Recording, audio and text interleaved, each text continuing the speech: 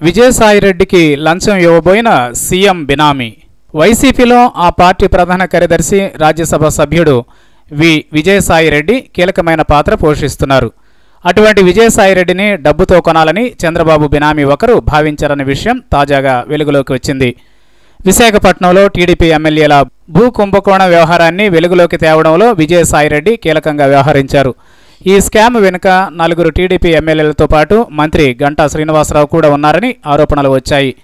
మొత్తానికి ఈ స్కామ్ వెనుక 2 లక్షల కోట్ల రూపాయల లావాదేవీలు జరిగాయని వినికిడి. ఈ స్కామ్ గురించిన అంశాలు బయటకు వెల్లడించకుండా ఉండేందుకు వెంకట రాజరాజు అనే వ్యక్తి తనకు భారీగా నగదు ఆఫర్ చేశారని విజయసాయిరెడ్డి ఆరోపించారు. ఏపీ సీఎం చంద్రబాబు నాయుడుకు, ఆయన కుమారుడు లోకేష్కు ఈ వెంకట రాజరాజు బినామీ అని సాయిరెడ్డి తెలిపారు. డబ్బుతో తనను కొనలేరని, పేదలకు న్యాయం జరిగే వరకు భూ పోరాటం ఆపనని విజయసాయిరెడ్డి స్పష్టం చేశారు.